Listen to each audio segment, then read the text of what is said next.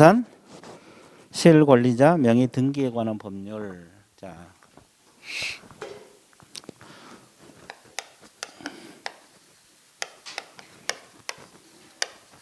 이걸 줄여서 이제 실명법이라 그래요. 줄여서 부동산 실명법이란 말을 써요. 부동산 실권리자 명의 등기에 관한 법률. 부동산 실권리자 명의 등기에 관한 법률. 줄여서 뭐라고 표현을 해요? 부동산 실명법. 됐어요? 자, 그러면 이제 이것도 새로운 법이잖아요. 그러면 또 새로운 용어를 알아야 돼, 몰라야 돼? 알아야 되겠죠. 이제 이게 민사특별법입니다. 자, 보세요. 갑하고 이 건축물 하나 있다 가정을 해봐요. 을하고. 갑이 을에게 뭐라 그랬냐면 이 명의를 좀 맡아달라. 그죠? 명의가 이제 등기 맡아달라 이 말이죠. 자, 그러면 둘이 합의하는 것을 명의신탁 약정이란 말을 써요.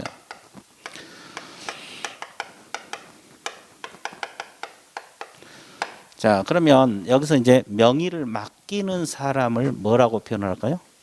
명의 신탁자란 말을 써요. 명의 신탁자. 그럼 명의를 맡은 사람을 명의 수탁자. 자, 이렇게 표현을 해요. 그럼 합의하는 거 약정이고, 그죠? 그럼 이제 이것을 앞으로 이제 명신이라는 말을 쓸 거예요. 명신.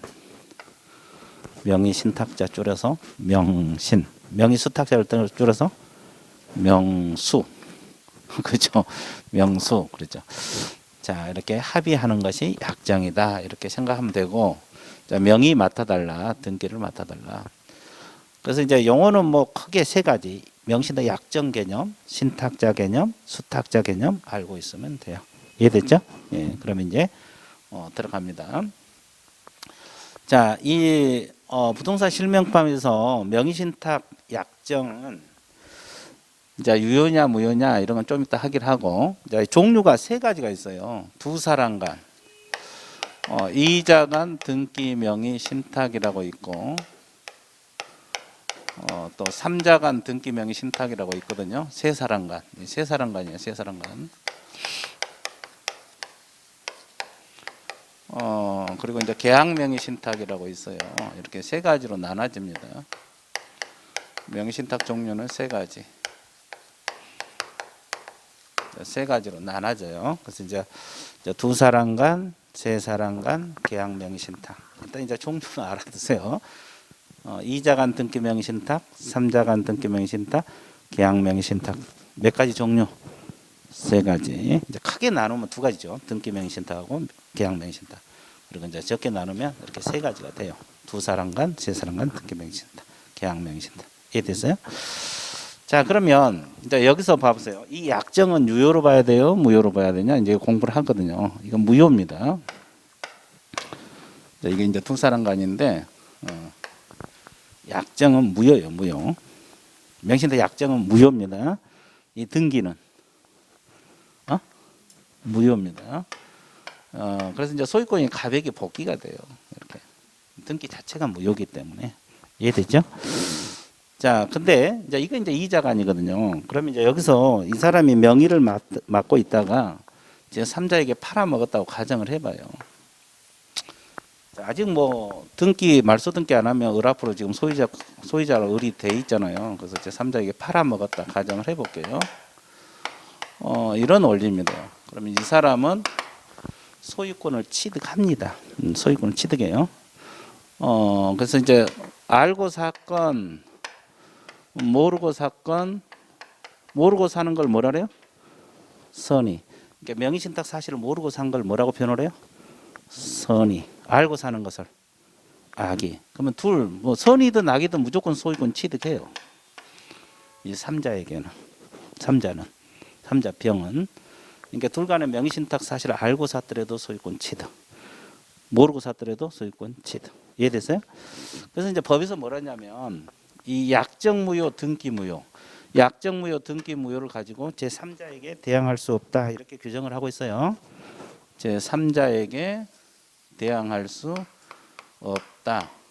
이 말은 자, 갑은 소유권을 되찾아갈 수가 없다 이 말이에요. 대항할 수 없다. 그래서 3자는 완전하게 소유권 취득, 완전하게 소유권 취득. 이해됐어요? 이걸 몇 자간? 2자간. 이거 2자간이요. 2자간 등기명의 신탁 내용입니다. 이해됐어요? 자, 2자간 등기명의 신탁 내용. 이해됐습니까? 네, 그래서 이제 명의 신탁자가 누구고 수탁자가 누구고 약정이 뭐고 이제 효력 가볍게 공부를 해 봤습니다. 자, 그래서 이제 여러분들이 일단은 여러분 교재 2번을 한번 봐보세요. 의의는 볼 필요 없고 2번 명의 신탁의 효력 이렇게 나와 있잖아요. 첫째 약정 밑줄 그으세요. 약정에 따른 등기 밑줄 그으세요. 이루어진 부동산 물권 변동은 뭐다? 무효다. 무효 동그라미. 자, 그러니까 이게 무슨 말이냐면 이 둘 간의 약정도 무효, 등기도 무효. 약정도 무효, 등기도 무효가 된다. 약정도 무효, 등기가 무효가 된다. 그 말이야. 약정하고 등기는 둘 다 뭐가 된다? 무효다. 그리고 이제 마지막 줄 밑줄 그어볼래요? 자, 세 번째 줄 후단부터 세 번째 후단 명의신탁 약정하고 등기로 이루어진 물권 변동 무효는 제3자에게 뭐 할 수 없다? 대항할 수 없다. 여기서 제3자가 누구요? 병이잖아요. 병. 그러니까 이 약정 무효, 등기 무효를 가지고 제3자에게 대항할 수 없다. 그러면 제3자는 명의신탁 사실을 모르고 샀건 알고 샀건 소유권 무조건 취득한다 이 말이야. 이해됐어요? 이 사람은 소유권 완전하게 취득. 그러니까 신탁자는 제3자에게 뭐 할 수 없다? 대항할 수가 없다. 그러면 제3자는 완전하게 소유권을 취득한다 이 뜻이에요. 물론 이제 뭐 예외적으로 이게 무효가 되는 경우도 발생할 수 있어요. 그건 이제 서서히 하기로 하고 일단은 원리가 그렇습니다. 이해됐어요? 예. 자, 그리고 계약명의신탁 한번 볼게요. 뭐 3자간 등기명의신탁은 서서히 보기로 하고 계약명의신탁 여러분 교재 나온 대로 나온 거.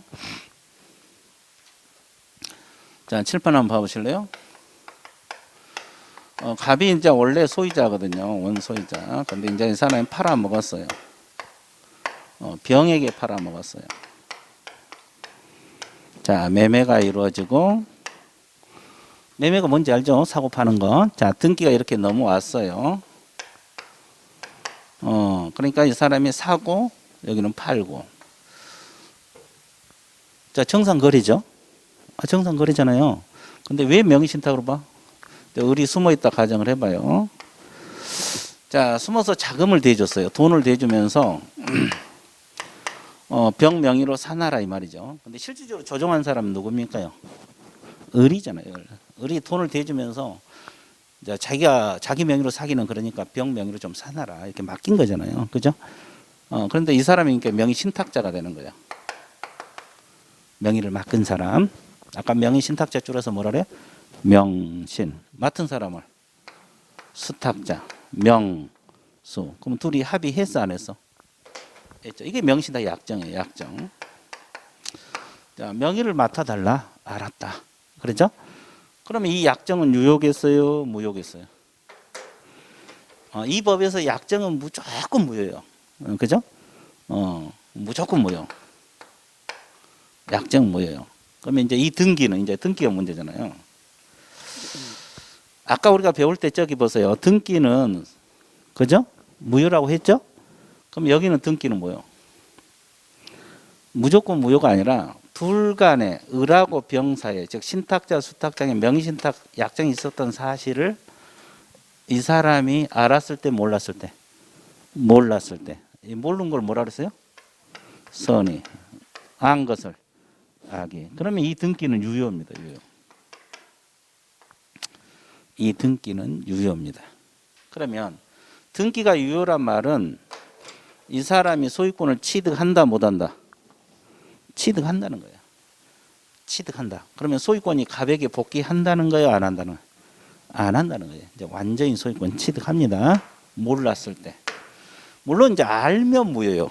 악이면 무효입니다. 그런데 몰랐을 때는 유효합니다. 등기가 유효해요. 등기가 유효해.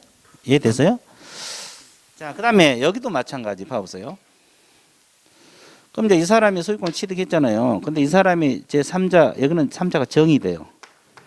정에게 팔아먹었다. 그러면 제 3자 정은 소유권을 취득합니까? 못합니까? 취득해요. 이것도 똑같아요. 선악 불문입니다. 명신탁 사실을 모르고 했던 알고 했던 무조건 소유권 취득. 그러면 여기서는 이제 신탁자가 을이잖아요. 이 사람은 약정무효 가지고 제 3자에게 대항할 수가 없어요. 그러니까 소유권을 되찾아갈 수 없다는 소리예요. 그래서 이제 소유권을 취득한다 이것이거든요. 그래서 이제 여러분 교재 한번 봐보실래요? 자, 아까 우리가 효력에서 첫째 줄하고 마지막 째줄을 밑줄었죠? 그럼 두 번째 줄을 밑줄었습니다. 그 125페이지 청색 2번의 두 번째 줄.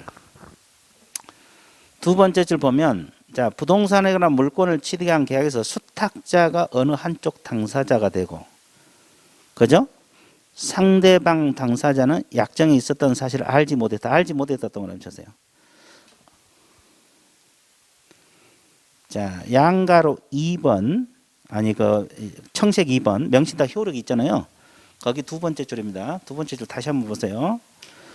부동산에 관한 물건을 취득하기 위한 계약에서 수탁자가 어느 한쪽 당사자가 되고, 즉 매수인이 되고, 상대방 매도인 말합니다. 약정이 있었던 사실 알지 못한 경우는 등기는 뭐다? 유효 동그라미. 자, 이겁니다요. 자, 수탁자가 지금 병이잖아요. 명의 수탁자. 이죠? 일방 당사자가 되고, 그죠? 자, 상대방이 둘 간의 약정이 있었던 사실을 알았을 때 몰랐을 때 몰랐다. 이 말이 뭐요? 선의. 그때는 등기가 뭐다? 유효하다. 그 뜻이에요. 등기가 유효하다. 이해됐어요? 그 내용이라고. 그죠? 그러니까 지금 둘 간의 약정이 있었던 사실을 이 사람이 몰랐을 때 이 등기는 유효하다. 그죠? 예. 그래서 일단 그 효력 개념을 네 줄 나와 있잖아요. 그것을 다 설명한 거예요. 거기 다 설명한 겁니다. 그래서 이제 두 사람 간 등기 명의 신탁 그리고 계약 명의 신탁 이걸 이야기해 봤어요. 이해됐어요? 나머지 다 기본 내용은 서서히 할 거예요. 그죠? 그래서 명의 신탁자가 뭐고 수탁자가 뭐고 약정이 뭐고 효력이 어떻는가 개략적으로 한번 봤습니다. 이해됐죠? 그래서 실명법 그 정도만 정리해 볼게요. 그 다음에 이제 126쪽으로 넘어가 볼게요. 126쪽으로 넘어가게 되면 이제 뭐가 나오냐? 주택임대차 보호법이 나옵니다. 자, 이거 주택임대차 보호법 들어가 볼게요. 또 기본적인 것만 지금 정리가 되어 있는데, 자, 한번 봐볼게요.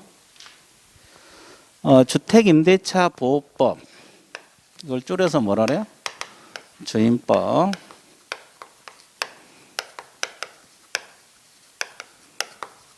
앞으로 이제 이것을 주임법 뭐 이렇게 이야기를 할 거예요. 그러면 알아먹어야 돼요. 주택임대차 보호법. 자, 여러분들 이거 이제 우리가 보통 주택을 많이 중개하잖아요, 개공이. 그러면 이 법을 알아야 돼, 몰라야 돼? 알아야 돼요. 그래서 이제 실무에서 민법에서도 배우지만 실무에서 그래서 배운 거예요. 이걸 모르고는 중개를 못 해요. 주택임대차 보호법, 상가건물 임대차 보호법을 모르고 어떻게 중개를 하겠냐고. 이 법은 당연히 알아야 돼요. 그래서 민법에서도 배우고 중개 실무에서도 그래서 배우는 거예요. 양쪽에서 배워요. 네 법은 똑같아요. 이제 그 포인트가 조금 다를 수가 있어요. 자, 그다음에 가장 먼저 거기 보면 이제 적용 범위가 나와요. 적용 범위 칠판 한번 봐보세요.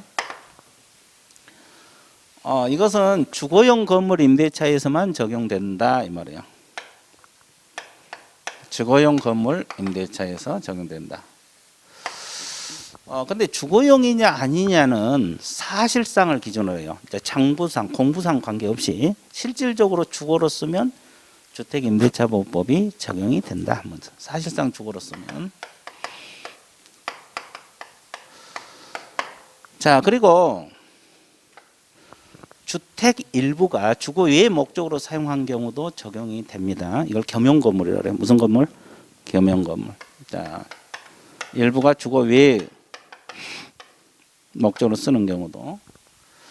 그리고 또 이제 채권적 전세 있잖아요. 우리가 이제 전세 산다는 거 있잖아요. 이게 다 채권적 전세거든요.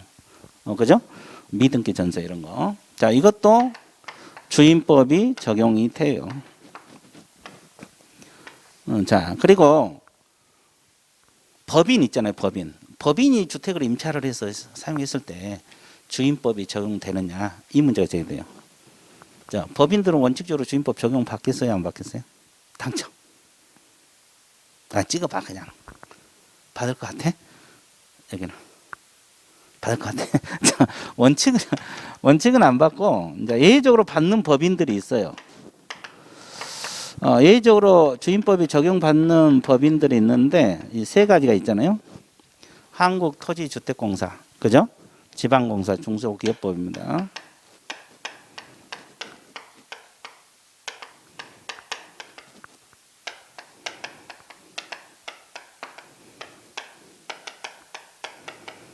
그러니까 이런 법인은 주임법이 적용될 수가 있어요. 그러니까 이 법인이 주택을 임차를 해서 이 법인들이 선정한 입주자가 주택 인도받고 주민등록 갖추잖아요. 그럼 대항력이 발생을 해요. 이해됐어요? 중소기업도 마찬가지, 여기도 마찬가지. 이 법인이 선정하는 입주자가 들어가서 주택 인도받고 주민등록 갖추면 대항력이 발생이 된다. 그래서 원래 일반 법인은 적용되지 않아요. 근데 예외적으로 적용되는 법인이 있다. 그리고 일시사용 임대차 이건 적용되지 않습니다. 자, 이런 것은 적용되고 일시사용 임대차 이것은 적용되지 않아요. 자, 그래서 여러분들 거기 여러분들의 교재 한번 봐보세요. 자, 2번에 보면 적용 범위가 나와 있어요, 안 나와 있어요? 나와 있어요. 첫째 보세요. 실제 용도가 그랬죠. 무슨 용도가? 주거용으로 쓰면 적용되고, 그러니까 주거용 건물에가 적용되는데 실질적으로 주거로 쓰면 돼요. 공부상 관계 없어요. 그리고 이제 그 무허가 미등기 건물도 적용되고 채권적 전세 몇 적으세요? 채권적 전세. 이걸 미등기 전세.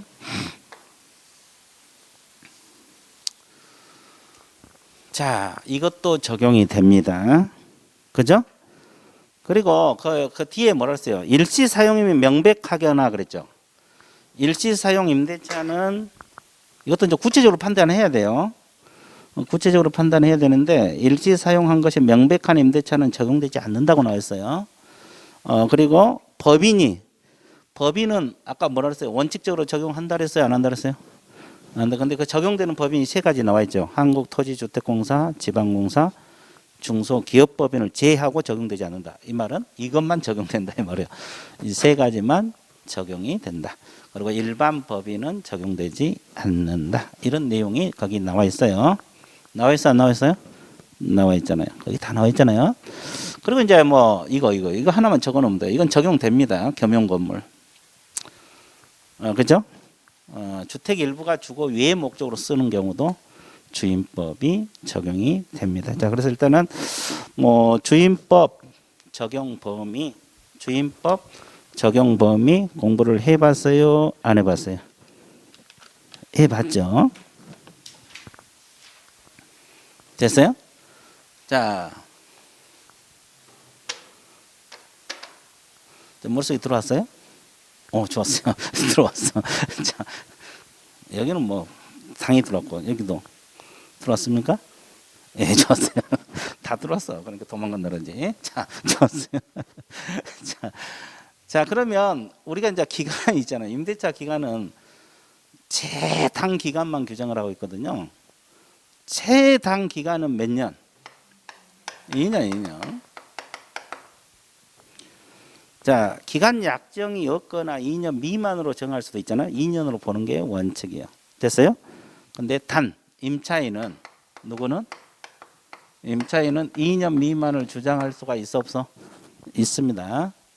자, 원래 약정이 없어도 2년. 그죠? 2년 밑으로 정해도 2년. 2년 정해도 2년인데 임차인은 2년 미만 이것도 주장할 수가 있습니다. 이해됐어요? 예. 그래서 이제 거기 교재 몇 줄 거세요. 기간을 정하지 않거나 기간 아예 약정을 하지 않아도 2년이고 그다음에 2년 미만으로 정한 임대차도 몇 년이다? 2년. 그러죠? 그리고 이제 이 임대차 기간을 정하지 않거나 2년 미만으로 정한 임대차 성립할 수 있으나 이 경우 임차인만 누구만 2년 미만으로 정한 기간이 유용함을 주장할 수 있다. 그러면 임대인은 2년에 구속이 된다는 거죠. 그죠? 그러니까 1년 계약을 했더라도 임차인이 2년 주장하면 임대인은 2년을 따라야 되는 거죠. 그죠? 그래서 일단 기간 공부를 해 봤어요. 자, 그다음에 세 번째. 양가로 2번 제목 한번 읽어 보세요. 묵시적 갱신. 가로 안에 뭐라 그러세요? 법정 갱신. 이 법정 갱신이란 말은 뭐예요? 법률을 규정해서 계약이 갱신된다 이 뜻이고, 묵시적 갱신이라는 것은 아무 말 없어도 갱신이 된다 이 말이에요. 묵시적. 둘이 임대인하고 임차인하고 아무 말 없어도 묵시적으로 갱신된다 이 뜻이고, 법정은 법에 의해서 당연히 갱신된다. 또 자동 갱신, 자동적으로 갱신, 다 같은 말들이요. 다 같은 말입니다. 이해되세요? 예. 자, 그래서 법정 갱신, 묵시적 갱신 이렇게 표현을 하고 있어요. 자, 그러면 칠판을 한번 봐주세요. 자, 이 주택이잖아요, 주택.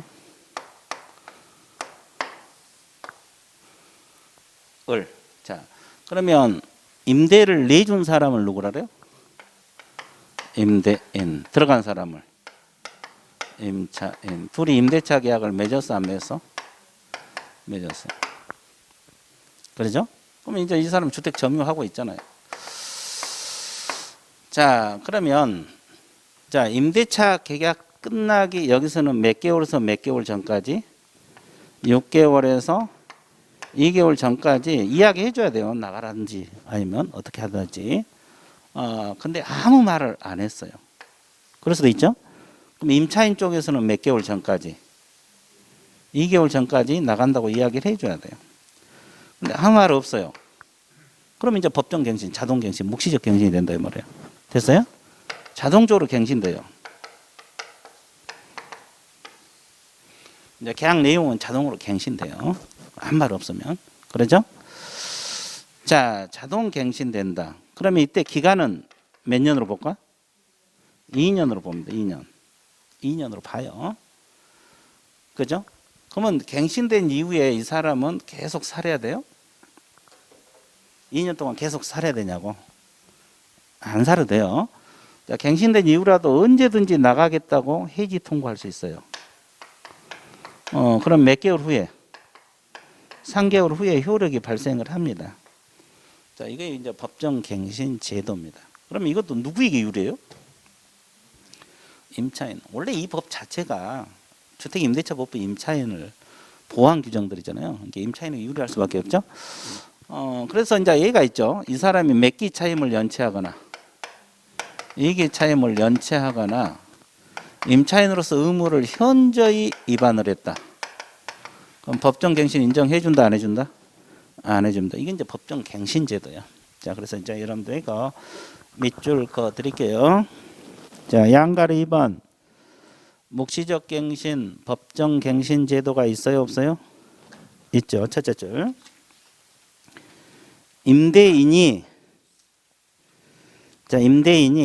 임대차 기간이 끝나기 몇 개월에서 몇 개월 전까지, 6개월에서 2개월 전까지 밑줄 그어서 임대인 동그라미 쓰시고, 이제 임대인 쪽에서는 6개월에서 2개월 전까지 이야기했어요. 2개월 전. 그렇게 밑줄을 그어 놓으시면 되겠습니다.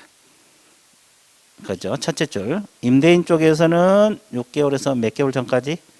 2개월 전까지 이야기해 줘야 된다. 그 뜻이고. 자, 그 다음에 세 번째 줄. 임차인 동그라미. 밑 다음에 임차인 있어 없어? 있죠. 몇 번째 줄? 세 번째 줄. 임차인 동그라미. 임차인은 끝나기 몇 개월 전까지? 1개월 전까지. 통지하라고 했죠. 그죠? 그러니까 그 말이에요. 그러니까 임대인 쪽에서는 계약 기간이 끝나기 6개월에서 2개월 전까지 이야기해 줘야 되고, 임차인 쪽에서는 몇 개월 전까지? 2개월 전까지 이야기하라. 거기 1개월, 왜 1개월을 해서 2개월로 바꾸세요. 그 책이 수정이 안 됐네. 그 책이 수정이 안 됐어요. 2개월 전으로 바꾸세요. 이게. 그죠? 둘 다 2개월 전이에요. 그러면 안 하면 자동 갱신돼요. 그러죠? 자, 그 말입니다. 그러면 이제 전 임대차하고 똑같습니다. 이해됐어요? 그리고 2번에 보면 존속 기간은 몇 년으로 본다? 2년. 나와 있어, 안 나와 있어? 나와 있죠. 기간은 2년, 2년. 그죠? 그러면 갱신된 이후에 계속 살아야 되냐? 아니죠, 그랬죠? 언제든지 해지 통과할 수 있고 몇 개월이 지나면 3개월이 지나면 효력이 발생한다. 그게 몇 번째가 나왔어요? 동그라미 3번이 나왔어요. 동그라미 3번. 해지 통과하면 3개월 후에 효력이 발생한다. 그렇게 나와 있어요? 안 나와 있어요? 나와 있잖아요. 자, 이거 알아두시면 되겠습니다. 자, 그 다음에 양가로 3번을 한번 보세요. 뭐가 나와 있어요? 계약갱신 요구권. 여기도 마찬가지. 계약갱신 요구권이 원래는 이제 상인법만 있었잖아요. 그래서 이제 뭐 작년부터 이게 신설이 돼서 나온 건데 잘 보세요. 똑같아요. 임대차 맺고 이 사람이 임대인. 이 사람이 누구요? 임차인. 그죠? 임대차 기간은 보통 최단이 아까 몇 년이라 했어요? 2년이라 그랬잖아요. 그래서 이제 2년이 다 끝나가. 그러면 임차인은 끝나기 몇 개월에서 몇 개월까지? 2개월 전까지 계약갱신 해주세요. 더 살고 싶다. 계약갱신 해달라. 이렇게 주장을 할 수 있어요. 그러면 원칙적으로는 계약갱신 해줘야 돼, 안 해줘야 돼? 해줘야 돼요. 거절할 수 없어요. 계약갱신 해줘야 돼요. 몇 개월 전까지 이야기하면 6개월에서 2개월 전까지. 근데 예외적으로 거절할 수 있는 사유가 있어요, 없어요? 있죠. 이 거절 사유가 되게 많아요. 되게 많다고. 이 거절 사유도 이제 나중에 다 머릿속에 넣어야 돼요. 그죠? 근데 가장 대표적인 것이 임대인이 내가 거주하겠다. 실거주 목적. 가장 대표적인 거절 사유가 실거주 목적이에요.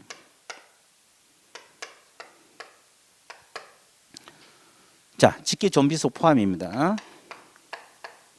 존속, 비속 포함.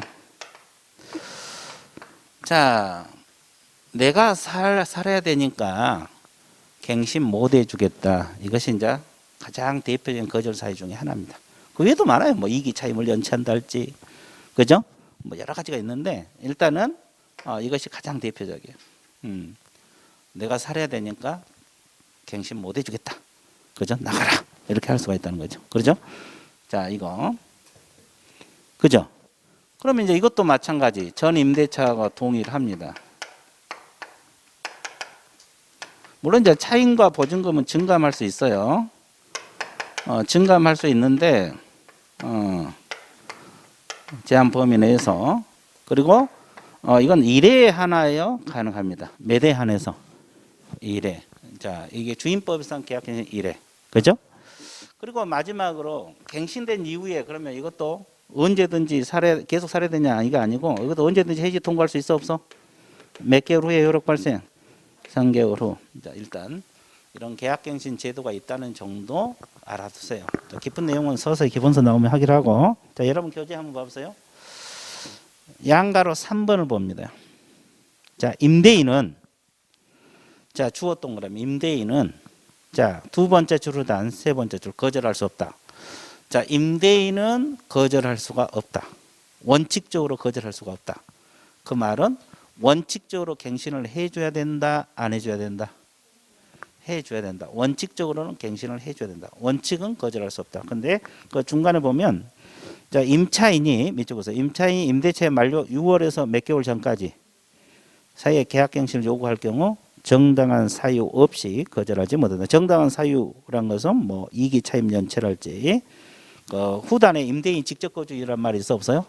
있어. 실거주. 이게 이제 가장 대표적이죠. 실거주 목적. 내가 살아야 되니까 나가라 이 말이지. 그죠? 그래서 이제 이런 여러 가지 이유가 있는데 뭐 이기 차임 연체한대 기타 등등 여러 가지 있는데 이거 하나 실거주 목적으로 할 테니까 갱신 못 해주겠다 이런 거절 사유가 있는데 이거 없으면 갱신해 줘야 된다 이 말이에요. 이해됐어요? 자, 임차인이 몇 개월에서 몇 개월 전까지 6개월에서 2개월 전까지 갱신해달라 요구했을 때 이해됐어요? 예. 임차인이 임대인에게 6개월에서 2개월 전까지 갱신해달라고 나 더 살아야 되니까 갱신해주세요 요구했을 때 원칙은 거절하지 못하고 예외적으로 거절 사유가 있을 때만 거절할 수 있다. 됐어요? 예, 그 말입니다. 그리고 몇 회에 하나여 적용된다? 1회 딱 한 번이에요. 딱 한 번. 그죠? 1회.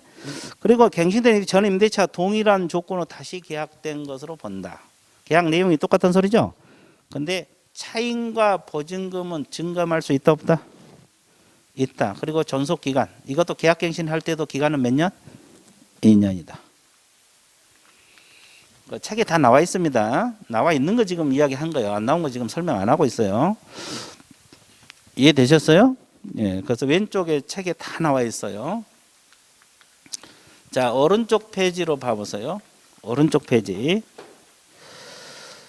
자, 책을 보세요. 묵시적 갱신과 마찬가지로 임차인의 계약 갱신 요구로 계약이 갱신된 경우 임차인은 언제든지 누구에게? 임대인에게 뭐 할 수 있다?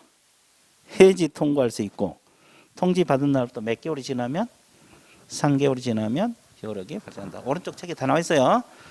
지금 책에 나와 있는 거 다 밑줄 건 이거 지금 칠판에 적힌 건 다 책에 나와 있는 내용들이에요. 책에 나와 있지 않는 내용은 지금 설명하지 않고 있습니다. 이해되셨어요? 예, 그래서 이제 거기에 밑줄을 그어 놓으시면 돼요. 설명 듣고 밑줄만 그으면 돼요. 따로 적을 필요는 없고. 이해되셨죠? 자, 그러면 나는 도저히 모르겠다. 그러면 이것만 알아도 돼요. 묵시적 갱신 제도도 있고 계약 갱신 요구 이런 제도가 있다. 기초 교재에서 그 정도만 알아도 성공이야. 그죠? 혹시 나는 잘 모르겠다. 그러신 분 있을 수 있잖아요. 그러면 두 단어만 알아도 돼요. 아, 묵시적 갱신 제도도 있고 계약 갱신 요구할 제도도 있다. 이 정도 제목만 알아도 앞으로 공부하는 데 큰 지장이 없을 거예요. 자, 그래서 일단은 그 정도 가볍게 정리해 보세요. 자, 끝났습니다. 자, 그 다음에 이제 오른쪽 페이지 뭐가 나와요? 대항력이 나와 있어요. 이제 대항력 개념 잡아 드릴게요. 대항력.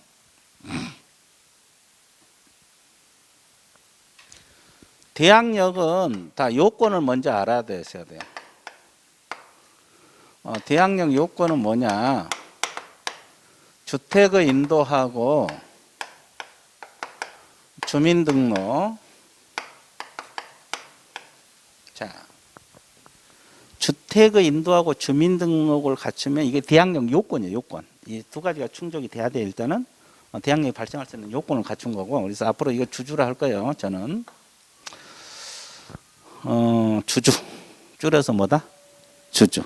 근데 언제 주민등록이 된 것으로 보냐? 전입 신고할 때. 전입 신고할 때 주민등록이 된 것으로 봐버려요. 그래서 이제 주택인도 전입신고 이렇게도 표현하고 주택인도 주민등록 이렇게도 표현하고 그렇습니다. 됐어요? 주택을 인도 받아야 되고 임차를 했으면 주택 인도 받아야 될 거 아니에요. 그 주민등록으로 옮겨야 되고 전입신고할 때 주민등록 된 것으로 봐버려요. 주민등록부에 안 올라가더라도. 이해됐어요? 자, 그 다음에 대항력 효력은 언제 발생한다 그랬어요? 다음 날 몇 시? 0시. 다음 날 달리편에서 뭐래요? 2길이라 그래. 2길 0시에 대항력이 효력이 발생한다. 가장 기초예요. 지금 기초적인 거예요. 지금 대항력은 주택의 인도하고 주민등록 줄여서 주주. 대항력 효력은 다음 날 몇 시? 0시에 발생한다. 다음 날 2길. 이걸 알아야 되거든요. 나중에 이제 뭐 소멸되냐 인수되냐 뭐 순서 잡는 데 필요해요.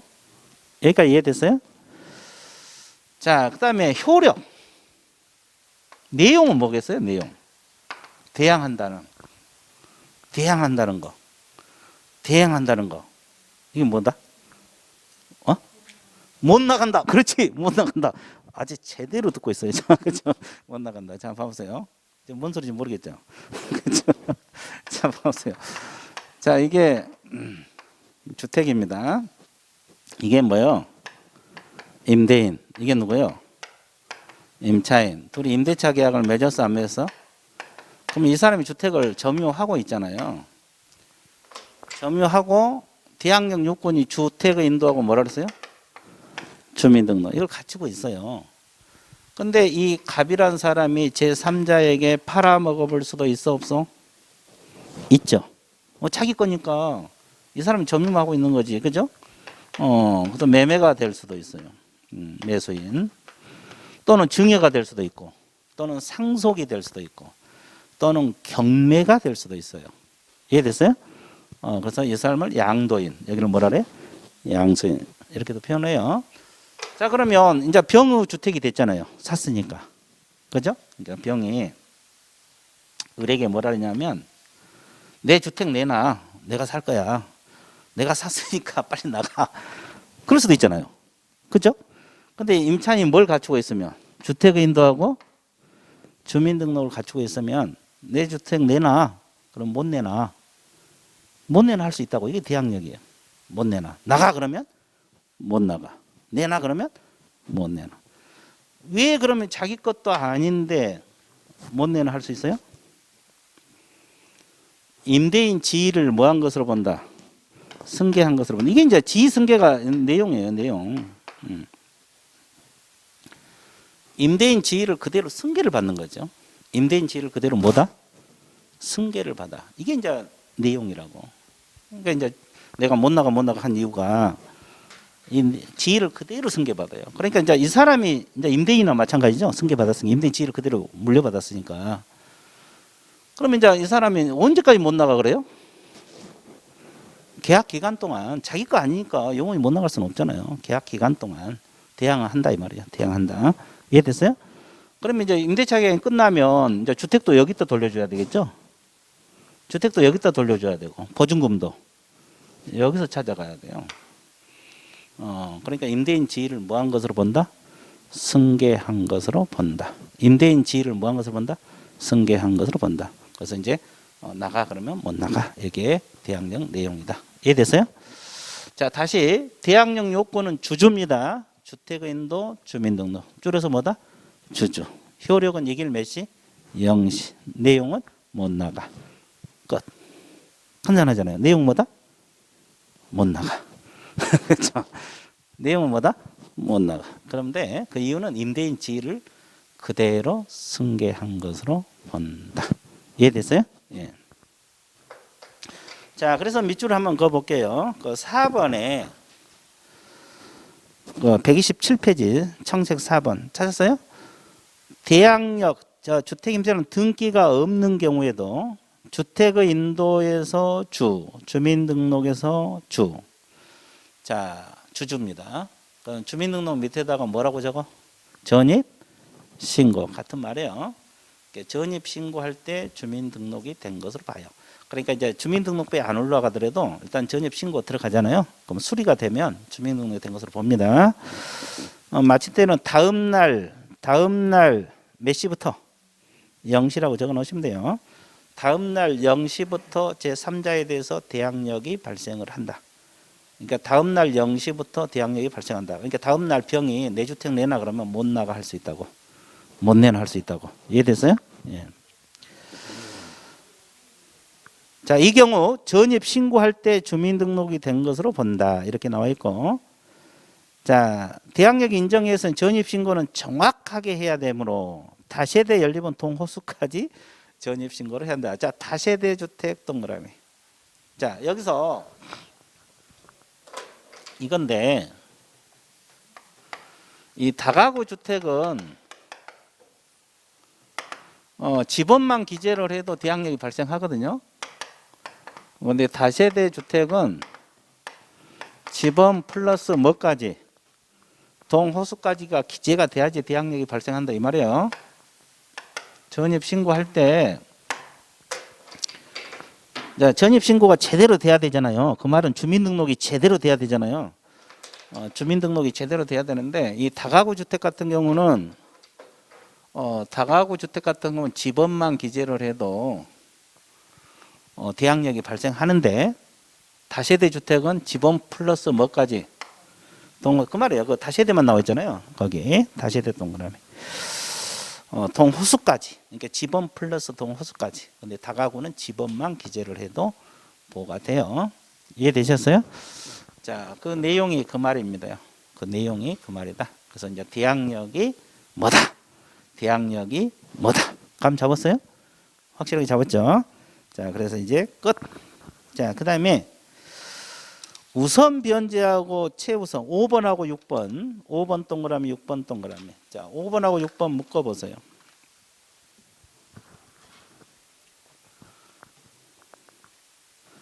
자, 그러면 6번을 먼저 할게요. 최우선 변제를 먼저 하고 그 다음에 5번인 우선 변제를 설명해 들어갈게요. 자, 칠판 한번 봐보세요. 최우선 변제. 최우선 변제하고 우선 변제가 나와 있잖아요.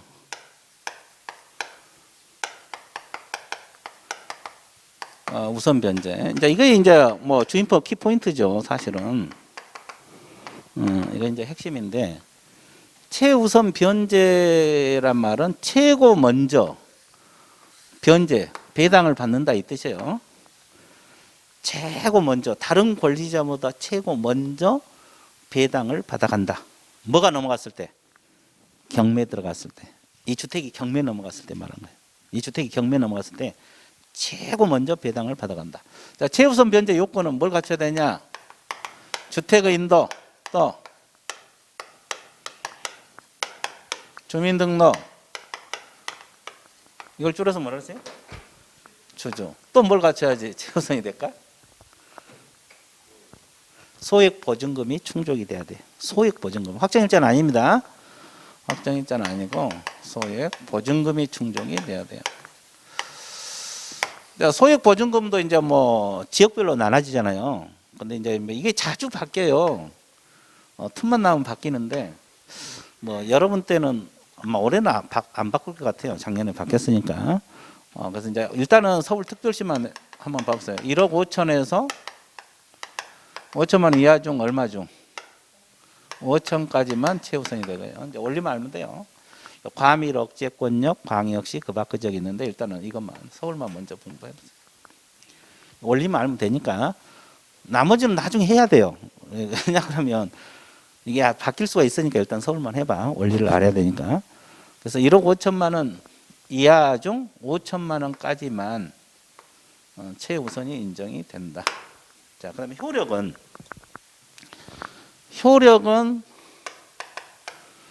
선순위 권리자보다 우선한다는 거예요. 후순위 권리자보다 우선한다. 선순위. 그러니까 최우선이에요. 최우선. 선순위 권리자보다 우선하여 배당을 받아갈 수 있다. 그럼 선순위 권리자보다 우선한데 어떤 금액만, 이 금액만 최우선이 된다 이 말이에요. 자, 예를 들어서 이 주택이 경매에 넘어갔다. 1순위로 저당권이 설정돼 있고 2순위로 임차권이 설정돼 있는데 보증금 1억 5천이다. 서울에서. 이해됐어요? 그러면 이 저당권이 선순위잖아요. 그보다 먼저 얼마가? 5천만 원이 1순위로 배당받는다 이 말이에요. 1순위로. 최고 먼저. 이게 선순위 권리자보다 우선한다. 최고 먼저 배당을 받아간다 이 말이에요. 그죠? 1억 5천에서 얼마까지만? 5천. 이게 최고 먼저 배당을 받아간다. 이건 기준이에요, 기준. 뭐야? 1억 5천은 기준이고. 그죠? 예. 만약에 1억 5천이 넘어보면 이제 최우선 자체가 안 되는 거예요. 그죠? 보증금 2억짜리는 최우선 자체가 안 된다는 거. 이해됐어요? 일단 1억 5천 밑으로 있을 때 5천까지만 다른 권리자보다 먼저 배당받는다. 이걸 최고 먼저 배당받는다 그래서 최우선 변제 이렇게 표현하는 거예요. 이해되셨어요? 예, 자 그러면 선순위 권리자보다 우선한다는 그 뜻이고, 근데 이제 최우선 변제는 이 주택가액의 2분의 1 범위 내에서만 그래요. 2분의 1 범위 내에서만 최우선 인정되는 거예요. 자, 그 다음에 우선 변제 요건은 뭐가 있을까요? 주택을 인도하고 주민등록하고 뭐까지 같이 해야 돼? 확정일자를 같이 해야 돼요. 확정일자까지 갖춰야 됩니다. 여기는 확정일자 요건이 아니에요. 최우선은 확정일자 받아도 되고 안 받아도 관계없고 여기는 확정일자를 갖춰야 돼요. 우선 변제들은. 그러면 이것을 줄여서 뭐라래? 확. 줄여서 뭔다? 확. 아주 좋았어요. 주간반에 오니까 좋네. 확. 그래, 확. 됐어요? 자, 여기서는 효력은 선순위 권리자보다 우선한다 그랬어요. 후순위 권리자보다 우선합니다. 선순위보다 우선 못해요. 이해됐죠? 자, 그러면 이게 이제 후순위보다 우선한다는 뜻이 뭐예요? 자, 여기 근저당이 설정됐다. 그러면 이 사람이 임차인이 뭘 받아놓으면 확정일자 받아놨잖아요. 그럼 이제 아까 1억 5천에서 5천 받았으니까 1억 남았잖아요. 1억은 확정일자 받아놓으면 이거보다 저당보다는 후순위지만 근저당보다는 선순위로 배당 받아갈 수 있어 없어?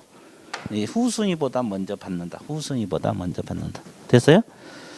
자, 그러면 이 확정일자를 받아놓으면 후순위보다 먼저 배당을 받아갈 수 있다 이 뜻이에요. 이해됐어요? 그래서 이제 주주확 그 말입니다. 주주확. 확정일자는 우선 변제 요건이에요. 그러면 이제 우리가 확정일자는 어디서 받느냐 이것도 공부를 해야 돼요. 우리 실무에서는. 어디서 받을 것 같아요? 네, 그렇죠. 요즘 동주민센터죠. 동주민센터, 읍면사무소, 시군구 출장소, 지방법원 지원, 법원 등기소, 공중인 받을 곳 많아요, 적어요? 많죠. 그냥 들어봐. 동주민센터, 읍면사무소, 시군구 출장소, 지방법원 지원, 법원 등기소, 공중인. 자, 확정일자 받는 것도 알아야 돼요. 우리 중개 실무에서는 세세하게 알아야 되거든요. 그래서 확정일자 어디서 받는가? 그러면 선순위보다 우선 변제 받은가 해라. 누구보다? 우선위보다 먼저 배당을 받아간다. 경매 넘어갔을 때 이렇게 이해되셨어요? 자, 배당 순위를 말한 거죠. 자, 밑줄 한번 가볼게요. 자, 5번부터 먼저 밑줄 볼게요. 우선 변제. 경매나 압류부동산 공매 시 보증금에 대해서 후순위 권리자 기타 채권자보다 우선하여 변제받을 수 있는 권리. 자, 그러면 우선 변제는 선순위보다 우선 변제 받는다 그랬어요. 후순위 권리자보다 우선 변제를 받는다 이 뜻이고, 그리고 기타 채권자보다 우선 배당 받는다. 자, 그다음에 대항 요건은 뭘 갖추라 그랬어요? 대항력. 여기서 대항 요건을 말한 거예요. 대항력이 아니라 대항 요건을 말하겠죠. 대항 요건에다가 주주. 그리고 뭘 받아야 돼? 확정일자. 자, 확정일자는 거기 어디서 받는다 했어요? 법원 등기소라고 적어서요. 공중사무소, 동주민센터 뭐 이렇게 적어놨네. 그 외에도 뭐 읍면사무소, 시군구 출장소 뭐 많아요. 그래서 일단은 법원 등기소, 공중인사무소 이런 데서 받습니다. 자, 그러면 우선 변제권이 발생이 된다. 그래서 대항 요건 플러스 확정일자입니다. 그래서 확 이걸 다 갖추면 우선 변제가 된다. 자, 우선 변제권 승계 이제 금융기관들이 이 승계 받을 수 있다 이 뜻이에요. 이건 서서히 하기로 하고. 자, 그 밑에 최우선 변제 봐보세요. 경매나 압류부동산 공매에서 보증금 중 일정액, 보증금 중 일정액 미적어서 이것은 아까 5천, 뭐 1억 5천은 5천을 말한 거죠. 일정액. 다른 담보물권보다 우선하여 변제받을 수 있다. 뭐 다른 담보물권, 저당권 생각하면 돼요. 저당권 생각하면 되는데, 그러니까 보증금 중 일정액을 다른 담보물권보다 우선해서, 그러니까 최고 먼저 배당을 받는다. 일정액을 그렇다 이 말이에요. 그래서 서울에서는 5천까지 예를 들어서. 그 다음에 그 소액 임차인 그 서울에서 1억 5천에서 5천까지는 최우선 변제. 언제까지 대항 요건을 구비하라 그랬어요? 경매 개시 결정 등기 전 적으세요. 자, 이 대항 요건은 경매 개시 결정 등기 전까지. 대항 요건이 뭐예요? 주주를 말하죠.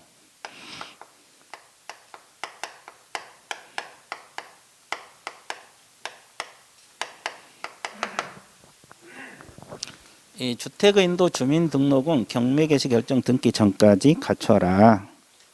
그죠? 경매개시 결정 등기 전까지 갖춰라. 경매개시 결정 등기 전까지 갖춰라. 나와 있어요? 그래야 최우선이 된다. 그죠? 그리고 주택가액이 얼마 범위 내에서만 가능하다 그랬어요? 2분의 1. 그죠? 주택가액이 얼마 범위 내에서? 2분의 1. 주택가액이 얼마 범위 내에서? 2분의 1 범위 내에서만 가능하다. 그렇게 나와 있어요? 안 나와 있어요?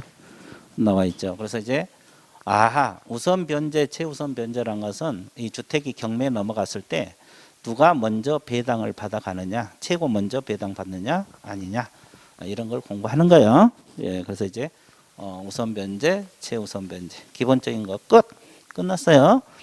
자, 여러분 교재 나온 정도는 다 지금 이야기한 거예요. 됐죠? 자, 그 다음에 그 뒤에 넘어가 보세요. 뭐가 나와요? 임차권 등기 명령 신청 제도가 나와 있어요.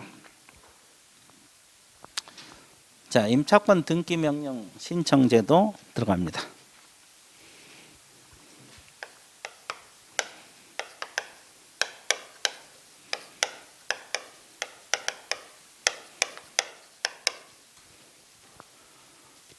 임차권 등기 명령 신청 제도 있어 없어? 있어요. 자, 칠판 봐보세요.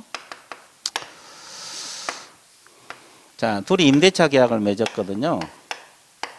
자, 이 사람이 임대인이고 이 사람이 뭐요? 임차인이 되는 거고. 자, 이 사람이 주택 점유하고 있잖아요, 지금. 근데 이제 임대차 계약이 끝났어요. 끝났어. 근데 주택을 돌려주려고 하는데 보증금 안 돌려줘. 그럴 수도 있잖아요. 임대인이. 이제 끝나면 주택 돌려줘. 보증금 돌려받아야 하는데 이 보증금 안 돌려줘. 1억이나 되는데. 왜 안 돌려줘요? 돈이 없어. 돈 어디다 썼어? 돈 어디다 썼냐고 1억. 어디다 쓴지를 모르고. 하여튼 돈을 안 돌려줘. 그렇잖아요. 그러면 이제 이게 집을 돌려주고 나중에 주겠지 그러면 주택 돌려줬는데 그 사이에 이제 주택이 경매 넘어가 버리면 보증금 다 못 받을 수도 있죠. 그래서 이제 임차권 등기를 해놓고 이사 가면 되거든요. 그래서 이제 임차권 등기 명령을 신청을 합니다. 어디다 신청하느냐? 지방법원이랄지 지방법원 지원 시군법원에다가 임차권 등기 명령을 신청해서 등기해놓고 이사 가면 돼요. 그러면 자, 대항력이랄지 우선 변제 효력이 발생하거든요. 그래서 이제 등기 신청을 해요. 법원에다가 지방법원, 지방법원 지원, 시군법원이라고 해서 등기를 신청해요. 이해되세요? 근데 이제 이 임차권 등기 명령 신청은 누가 하느냐? 그 첫째 줄 한번 밑줄 그어볼게요. 7번에서 양가로 1번 있잖아요. 7번에서 양가로 1번 있어 없어? 있죠. 첫째 줄. 임대차 관계가 종료된 후 보증금을 반환받지 못한 임차인 이 지문. 이 지문을 숙지를 하셔야 돼요. 누구나 등기를 신청한 게 아니라 임대차 계약이 끝났는데 보증금을 돌려받지 못하는 임차인이 등기를 신청할 수 있다. 이 지문. 이 지문을 알고 있어야 돼요. 그래서 단독으로 등기 관할 법원. 구체적으로 관할 법이라는 것은 지방법원이랄지 지방법원 지원이랄지 뭐 시군법원 이런 법원들이 있거든요. 여기다가 신청을 할 수가 있다 그랬죠. 이해됐어요? 자, 그러면 이제 등기를 했어요. 등기해서 등기가 완료됐다. 자, 그러면 이 사람이 처음에 을이 이사 들어올 때 주택만 인도받고 주민등록을 안 갖추고 계속 살았을 수도 있잖아요. 계약기간 2년 했네. 2년 동안. 그죠? 그러면 여태 대항력 있이 산 거예요? 없이 산 거예요? 없이 산 거잖아요. 주택만 인도받고 주민등록은 저 시골에 있고 뭐 그럴 수도 있잖아요. 그럼 대항력 없이 산 거거든요. 근데 다행히 이제 경매가 안 넘어가서 다행이고 일단 끝날 때까지 이제 안 돌려주니까 등기를 했어요. 그러면 이날로부터 등기가 된 날로부터 뭘 취득한다? 대항력도 취득하고 우선 변제적 효력도 취득합니다. 이때 취득하는 거예요. 뭐 한 날로부터? 등기 된 날로부터. 그럼 대항력이 아까 뭐라 그랬어요? 못 나가. 그죠? 그럼 집이 팔렸을 때 내놔 그럼 못 나가. 자, 우선 변제는 경매 넘었을 때 선순위보다 우선한다, 후순위보다 후순위보다. 이때 이제 이게 발생을 해요. 등기한 날. 됐어요? 근데 보통 우리가 이제 임차인들이 이사 들어올 때 주택의 인도 받고 주민등록하고 확정일자까지 대부분 갖추고 들어와요, 안 들어와요? 들어왔죠. 그러면 이 등기한 날 아닌 등기한 날이 이 날이잖아요. 이 날이 아닌 저 확정일자 받을 때 이때부터 대항력하고 우선 변제 효력이 이미 발생했어, 안 했어? 했어. 그러면 그 효력이 그대로 지속이 됩니다. 이게 등기한 날이 아닌 이 효력이 그대로 지속이 된다고. 여기서부터 쭉 이해됐어요?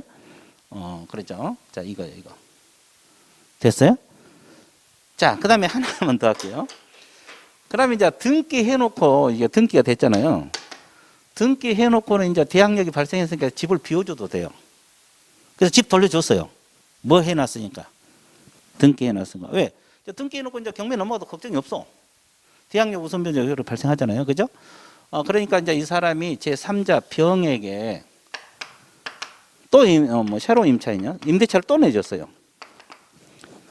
병에게 둘이 임대차 계약을 새로운 임차. 왜? 갑은 자기 살 집 있으니까 또 임대 내놨다고. 이해됐어요? 그러면 이 병 제3자 새로운 임차인은 서울에서 주택인도 주민등록 확정일자를 다 갖추고 들어왔는데 보증금 1억 5천만 원에 들어왔어요. 그럼 이 사람에게 최우선 변제를 인정해 줄까요? 안 해줄까요? 안 해줍니다. 원래 5천이 최우선 돼야 되잖아요. 아까 배운 대로 하면. 근데 임차권 등기권자가 있는 경우에는 최우선 변제를 인정해 주지 않아요.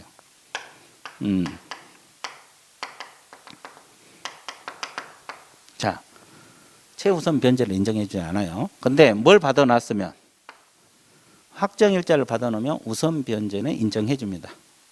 무슨 변제는 인정해 준다? 우선 변제. 우선 변제는 후순위보다 우선, 최우선은 선순위보다 우선. 자, 최우선은 안 되고 우선 변제는 인정해 줘. 그러면 왜 이걸 이제 우리가 공부를 해야 되냐면 여러분들이 이제 중개업을 할 때 갑하고 을 사이만 임대차를 중개한 게 아니라 갑하고 병 사이에 임대차를 중개할 수도 있어 없어? 있죠. 개업공인 중개사가 중개업소 사장을 개업공인 중개사 줄여서 개공. 그러면 병에게 이제 임차권에 대해서 설명할 거 아니에요. 그럼 서울에 있는 주택이 당신은 1억 5천이니까 5천만 원은 최우선이 된다고 열심히 설명하면 돼, 안 돼? 안 되잖아요. 이해되세요? 원래는 그렇게 해야 되는데 이 등기권자가 있기 때문에 이렇게 설명하면 안 돼. 나중에 책임져야 돼요. 이해되세요? 문제 생기면. 그래서 이제 최우선 변제는 안 된다고 이야기를 해줘야 돼요. 그래서 배우는 거예요. 이해됐어요? 그래서 임차권 등기명령 제도가 뭔가 감 잡았죠? 자, 혹시 또 잊어먹거나 이해가 안 된다 그러면 또 하면 돼. 앞으로 계속 10번은 더 할 거예요. 아마 1년 동안 하면. 민법에서도 하지, 뭐 여기서도 하지, 한 10번 이상은 더 할 겁니다. 그러니까 부담 없이 들어봐요. 자, 그러면 그 효력 한번 봐볼게요. 효력 밑줄 긋습니다. 책 보세요. 118페이지. 임차권 등기가 격려되면 임차인은 대항력하고 우선 변제를 취득하고. 자, 이 지문이 이거잖아요. 위에 거. 여태까지 주민등록 안 갖추고 살 때 이 등기 한 날로부터 대항력하고 우선 변제적 효력을 취득한다, 이 뜻이죠. 그게 앞문장이고. 자, 그 다음에 뒷문장이 뭐라냐면 이미 취득한 대항력 우선변 그대로 뭐가 된다? 유지된다. 이게 밑에 거죠. 여기서 이미 취득했을 때면 등기 한 날이 아니라 여기서부터 그대로 대항력 우선변 그대로 유지가 된다, 이 뜻이고. 그리고 등기해놓고 이사를 가더라도, 즉 집을 비워주더라도 대항력은 뭐가 된다? 유지가 된다. 그러니까 등기해놓고 이사 가도 걱정이 없다. 그러니까 집 비워줘도 관계가 없다, 이 말이에요. 이해됐어요? 예. 자, 그 말이에요. 그 다음에 2번에 보면 임차권 등기가 격려된 주택을 그 이후에 임차한 소액 임차인. 여기서 누구를 말해요? 등기가 된 이후에 임차인. 칠판에서 누구?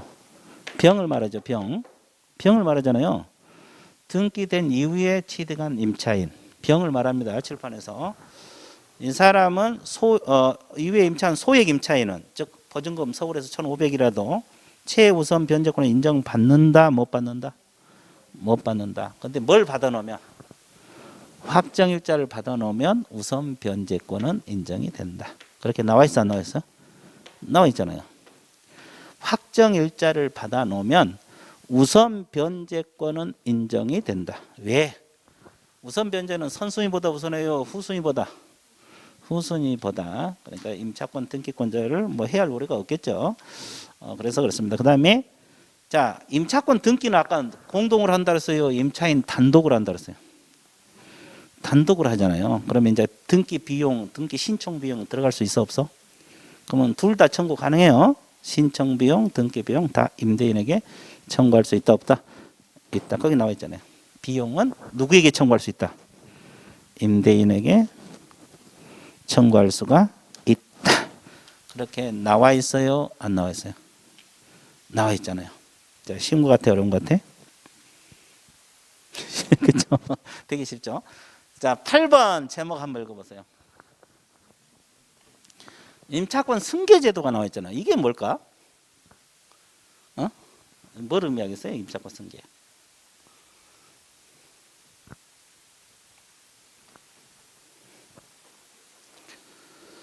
자, 여기서 승계란 것은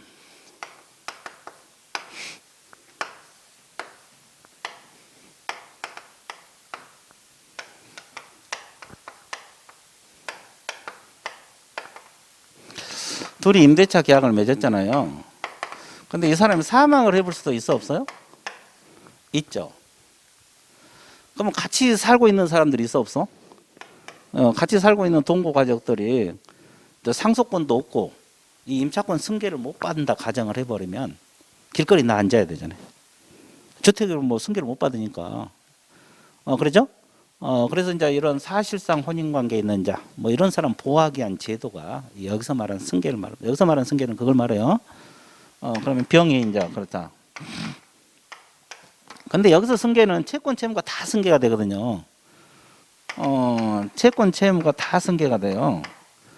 그러면 이 사람이 채무가 많으면 승계 안 받으면 좋겠죠? 아, 그래 안 그래? 이익이 됐을 때 승계를 받아야지. 빚만 떠안으면 안 되잖아요. 그럴 때는 반대 의사 표시를 함으로써 승계를 안 받을 수가 있어요. 그럼 누구에게 반대 의사 표시를 해야 될까? 자, 또 여기는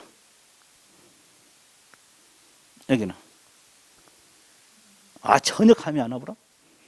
좋았어요. 우리 저기 앞에 분. 네. 누구에게 반대 의사 표시가 승계를 안 받을 수 있냐고? 잘 몰라요? 법원에다가 좋았어요. 이제 두 개 개념이 나왔어요. 여기는 임대인에게 반대 의사 표시를 한다. 여기는 법원에다 한다. 둘 중 하나가 답이거든요. 그럼 최종 임대인에 때 해야 돼요. 임대인에게 반대 의사 표시 법원에 한 게 아니고, 자, 이 사람은 그죠? 사망 시부터 1개월 이내입니다. 시점은 사망 시를 기준으로 해요. 사망 시부터 1개월 이내 임대인에게 반대 의사 표시를 하면서 승계를 막을 수가 있어요. 이해됐어요? 그렇죠? 그럼 누가 승계를 받느냐? 이제 그런 것은 좀 여러 가지가 있어요. 근데 그 여러분 한 줄 나와 있죠? 자, 거기 뭐라고 표현을 했어요? 상속인 없이, 이제 상속권자가 있고 상속인하고 같이 살았으면 상속인만 승계를 받거든요. 근데 상속인 없이 임차인하고 가정 공동 생활을 했던 누구? 사실상 배우자는 임차권을 승계한다. 이렇게 나왔죠. 그 외에도 또 여러 가지 있어요. 근데 이제 여기 한 줄 나왔으니까 그것만 해요. 일단 사실상 혼인 관계에 있는 자가 만약에 승계를 안 받으면 길거리에 앉을 수도 있잖아요. 그래서 이 사람들 보호하기 위한 승계 제도인데 이런 경우는 상속권자가 없이 가정 공동 생활을 했어야 돼요. 안 하면 안 되고. 그러면 사실상 혼인 관계인 자가 단독으로 승계 받을 수가 있어요. 근데 이제 여기 이런 내용은 없잖아요. 지금 1개월 이내 반대 의사 표시하라 이런 내용은 그 교재에 없잖아요. 그래서 승계를 안 받으려면 반대 의사 표시를 임대인에게 하면 돼요. 사망 시부터 몇 개월 이내? 예를 들면 사망할 때부터 계산합니다. 그리고 이제 채권 채무가 다 승계가 된다는 거. 이해됐어요? 예, 그러니까 승계를 안 받으면 죽을 수 있잖아요. 그런 거는 반대 의사 표시를 하면서 승계를 막을 수가 있어요. 그래서 여기서 말한 승계는 저 승계를 말해요. 저 승계를 말합니다. 그래서 이제 이 승계 제도는 상가 건물 임대차 보호법에서는 없어요. 주임법만 존재를 한다. 자, 이 정도 정리가 돼 있습니다. 이해됐어요? 자, 그러면 이제 임차권 승계 제도까지 공부를 하다 보니까 임차권 승계 제목을 적어주고 임차권 승계. 자, 여기까지 하고 이제 1시간이 흘렀으니까 어떻게 해야 돼? 쉬어야 된다. 휴식 갔습니다. 휴식.